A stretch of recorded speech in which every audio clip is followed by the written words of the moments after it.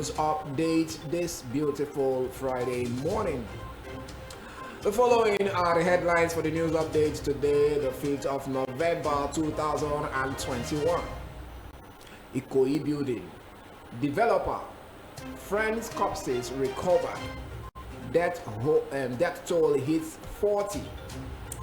IGP restricts vehicular movement in Anambra ahead of governorship election.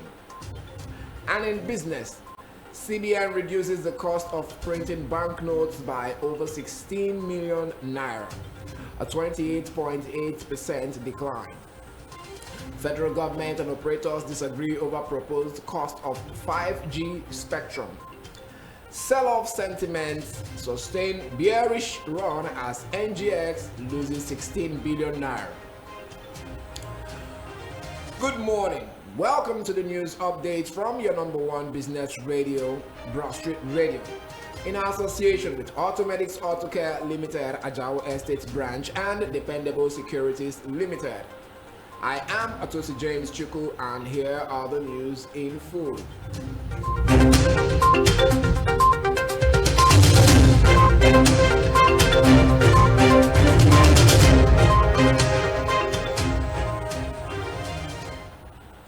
Multiple reports has it that the corpses of the managing director, Fourscore Heights Limited, Mr. Femi Oshibona, and his friend, a United States of America-based Nigerian businessman, Wale Bob Oseni, have been recovered from the 21-story building that collapsed on Gerardo Road in the Ikoyi area of Lagos State.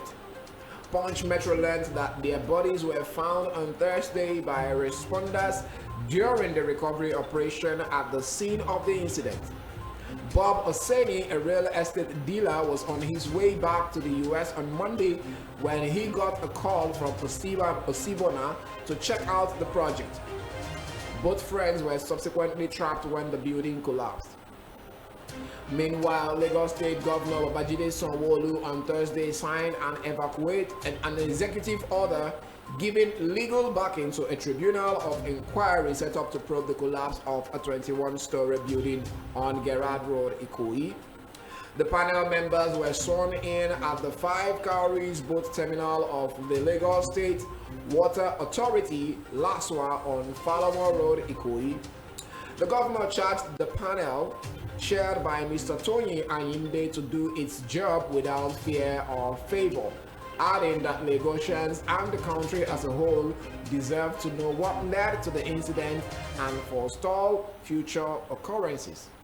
Their duty begins immediately and they are expected to report back within 4 weeks. The governor also declared 3 days of mourning over the Ikoyi building collapse. This was announced in a statement signed by the Commissioner for Information and Strategy, Benga Omotosho, on Thursday. The Inspector General of Police, IGP, Usman Al-Khali Baba, has ordered the restriction of vehicular movement in and out of Anambra State during Saturday's governorship election. This was announced in a statement issued by the Force Public Relations Officer FPRO CP Frank Mba on Thursday. According to the statement, the restriction order would be enforced from 11:59 p.m. on Friday, November 5 to 11:59 p.m. on Saturday, November 6, 2021.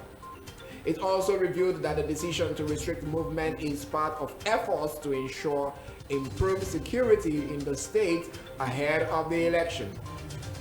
He called on the citizens in the state to go out en masse on election day and exercise their franchise without any fear or apprehension, as the force and other security agencies are already on the ground to ensure a safe and conducive environment for the elections.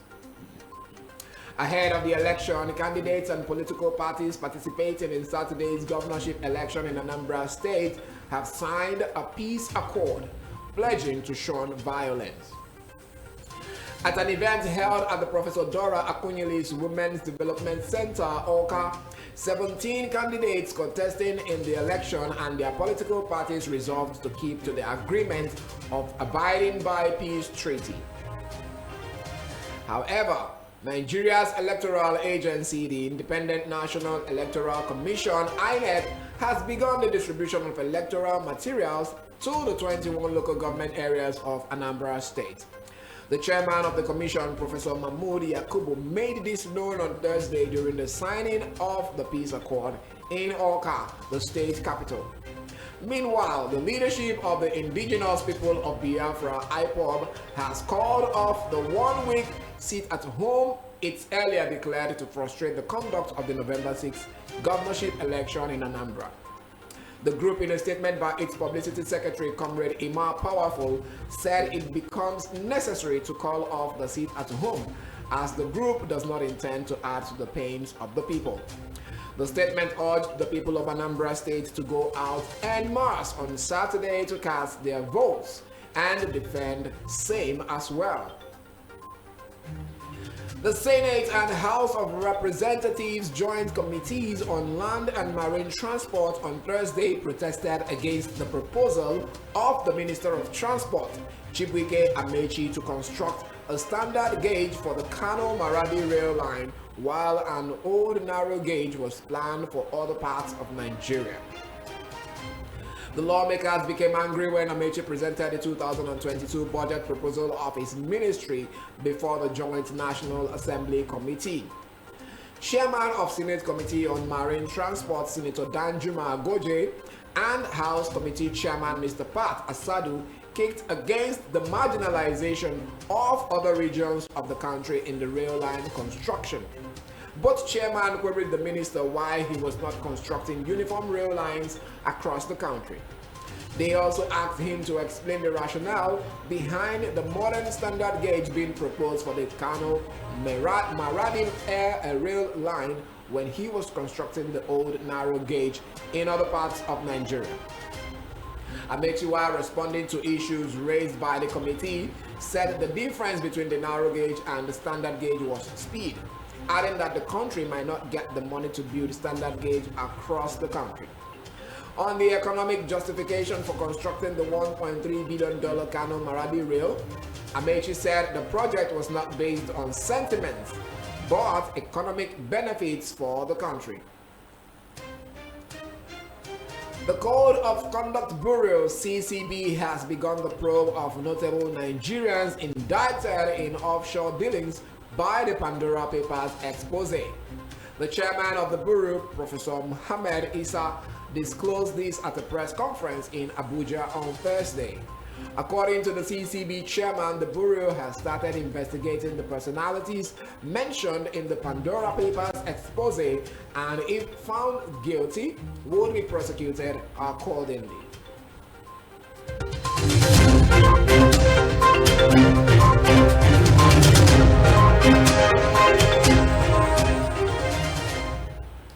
And now to business news. The Central Bank of Nigeria reduced the cost of printing banknotes in 2020 by 16.905 million naira, showing a 28.8% decline.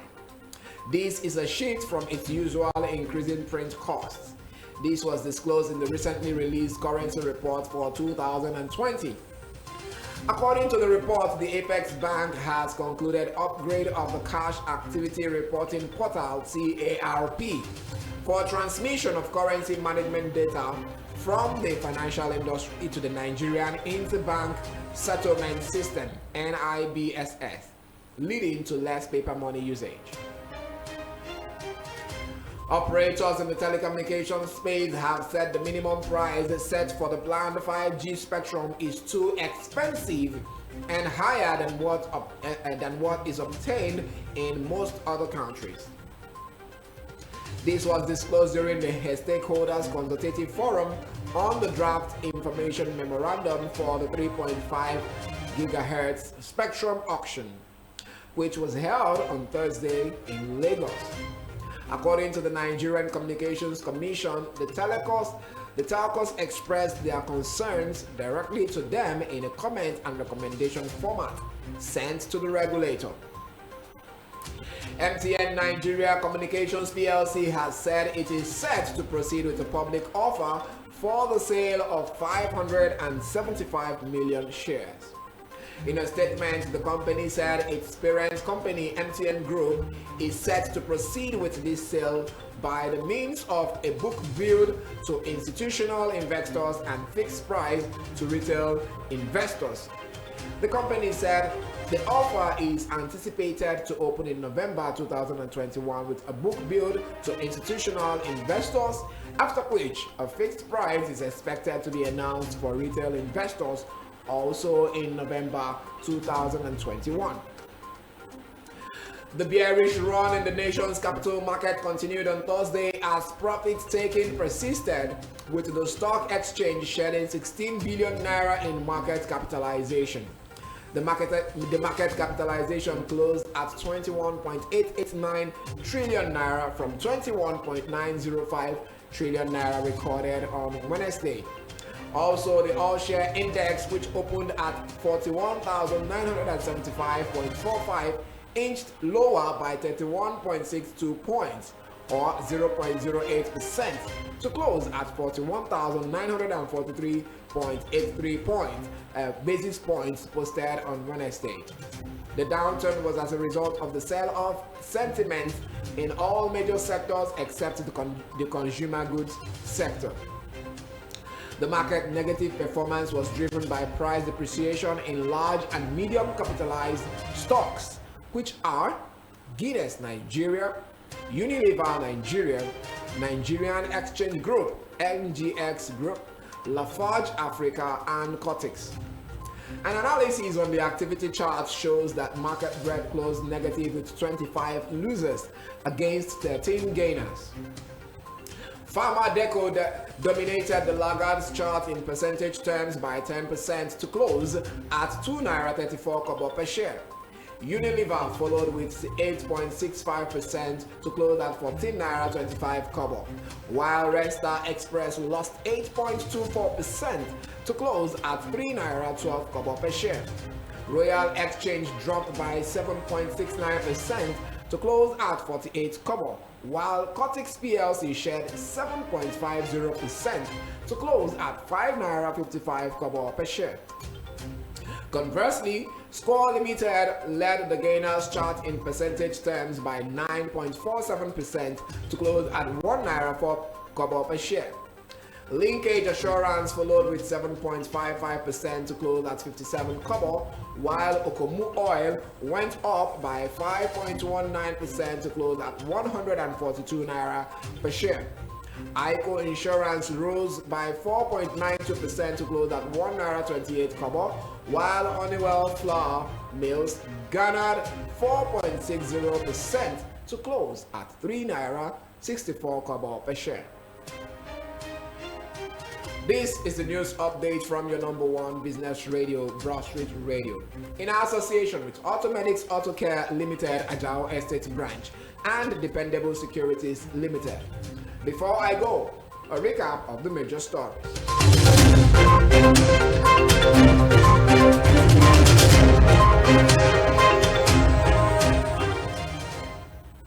Ikoyi Building, developer, friends' corpses recovered, and death toll hits 40. IGP restricts vehicular movement in Anambra ahead of governorship election. And in business, CBN reduces the cost of printing banknotes by over 16 million naira, a 28.8% decline.